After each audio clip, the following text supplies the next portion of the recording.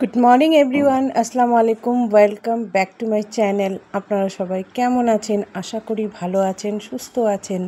তো আজকের দিনটি আপনাদের সঙ্গে শেয়ার করব, সঙ্গে থাকুন। গরম গরম চা দিয়ে সকালটা শুরু তো করলাম, তারপরে দেখুন কি হচ্ছে। বিছানা তুলতে এসছি, আসার পর কানের মধ্যে একটা আওয়াজ আসছে, চুঁ চুঁ চুঁ চুঁ কী যেন। তো দেখলাম কি কোথার থেকে আসছে আওয়াজটা, তো দেখলাম সিঁড়ির রুম আছে না আমাদের, মানে সিঁড়ির রুমের নিচ থেকে, তো যেখানে আমাদের মুরগি ডিম নিয়ে বসেছেন, তো সেখানে দেখলাম ছোট্ট ছোট্ট কিউট কিউট বাচ্চা হয়েছে। কটা বাচ্চা হয়েছে এখন বোঝা যাচ্ছে না, এটাকে নামানোর পরে হয়তো বোঝা যাবে, মানে ক্লিয়ারই বোঝা যাবে কটা বাচ্চা হয়েছে, কটা ডিম নষ্ট হয়েছে।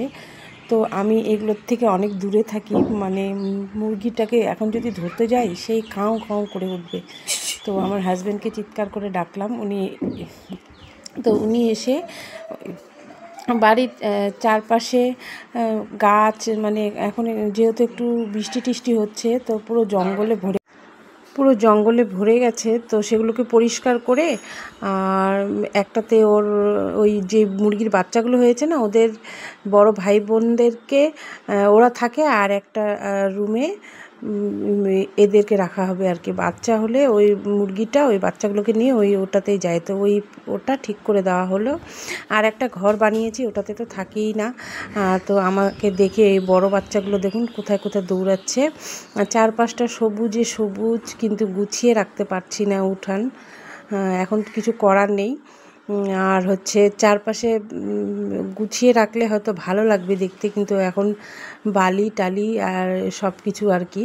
তো দেখুন বাচ্চাগুলোকে নামানো হলো, প্রায় কটা বাচ্চা যেন হয়েছে, প্রায় 7টার মতন বাচ্চা হয়েছে। আসলে আমরা ডিম তুলে নিয়েছিলাম খাওয়ার জন্য, তো পুরোপুরি 15টার মতন বাচ্চা হয় যদি সব ডিমই রাখা হয়। 17টা 18টা ডিম হয়, সেটার থেকে 15টা বাচ্চা কিন্তু হয়। তো ঘাসগুলো যেখানে পরিষ্কার করছিল না, সেখান থেকে একটা পুঁই শাকের গাছ পেলাম, সাদা পুঁই শাক গাছ। তো এটাকে ট্রান্সফার করা হচ্ছে পেছন পাশে, যেহেতু সামনের পাশে কাজ চলছে, বালি ইট সিমেন্ট একদম যাওয়া আসা, এখানে হয়তো বা ওই গাছটা হবে না। তো এটাকে তুলে এনে একটা টপের মধ্যে করে এখানে রাখা হলো। তো দেখা যাক, একটু বেড়ে উঠলে আবার মাটিতে পুঁতে দেওয়া হবে। তো পুঁই শাকের পাতাগুলো অনেক কাজেই লাগে, অনেক তরকারিতেই অ্যাড করা হয় এটাকে। এখানকার বিখ্যাত অনেক রকমের খাওয়ার আছে, ছ্যাঁকা প্যালকা জাতীয় এক রকমের খাওয়ার, মানে তরকারি, সেটাতে এটাকে অ্যাড করা হয়। তো এই গাছটা খুবই প্রয়োজনীয় আমাদের জন্য আর কি, আমাদের দেশি মানুষের জন্য।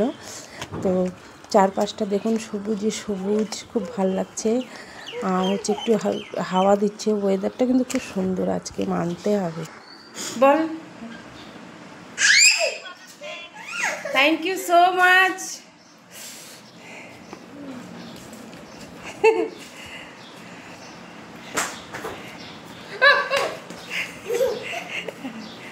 ওকে, হ্যাঁ আজকে ছুটি, বললাম আজকে ছুটি।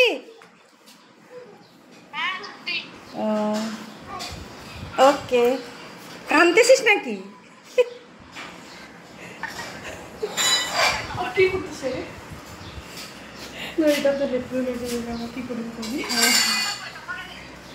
যা পাপাকে দে, তো পাপাকে দে।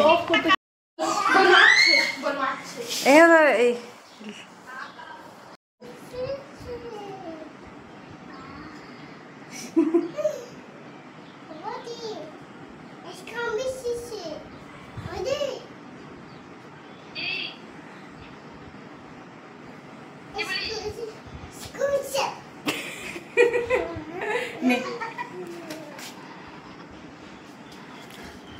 ওকে দে।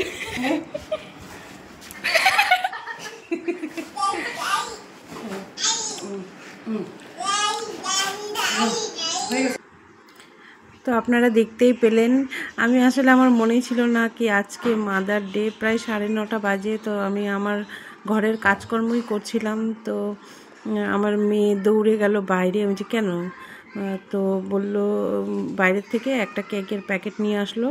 তো পরে জানা গেল আমার বড় মেয়ে পাঠিয়েছে, ওটা অর্ডার করেছে, তো এখানে পাঠিয়েছে আর কি, কি জোম্যাটো নাকি ওখানে অর্ডার করেছিল, তো এনে দিয়েছে কেক। আজকে মাদার ডে, তো সঙ্গে সঙ্গে ও কল করলো, ভিডিও কল করে আমাকে উইশ করলো, আর হচ্ছে বললো কেকটা কাটো।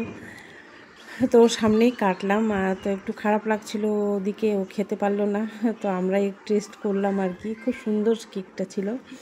তো ভালো লাগে বাচ্চারা যখন মাদেরকে কেয়ার করে, মাদার্স ডেটা আমাকে উইশ করলো, আমার সত্যি খুব ভালো লেগেছে, একটা স্মরণীয় হয়ে থাকলো দিনটি আর কি। আর হচ্ছে তো আপনাদের সঙ্গে শেয়ার করলাম, আপনারা সবাই দোয়া করবেন আমার বাচ্চা কাচ্চা যাতে ভালো থাকে, সুস্থ থাকে, আর আপনারাও সবাই ভালো থাকবেন, সুস্থ থাকবেন। তো আজ রান্নাবান্নার শেয়ার করতে পারলাম না, একটু ইমোশনাল হয়ে পড়েছিলাম। তো কাজকর্মগুলো খুব ধীরে ধীরে করেছি, আর হচ্ছে রান্নাবান্নাগুলো শেয়ার করতে পারলাম না। তো মাটন করেছিলাম, আর হচ্ছে করলা ভাজা, ব্যাস, আর কিচ্ছু না। তো এটাই। আর হচ্ছে ও মাদার্স ডে লেখার জন্য রিকোয়েস্ট করেছিল, কি জোম্যাটো না কি বলে ওটাতে আমাদের এখানে দেয় ডেলিভারি, কেক বা খাবার দাবার এসব।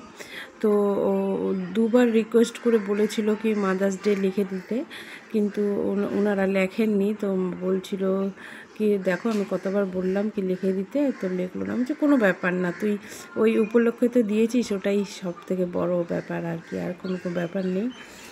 তো এই বলে ভিডিওটি শেষ করলাম। আপনারা সবাই ভালো থাকবেন, সুস্থ থাকবেন।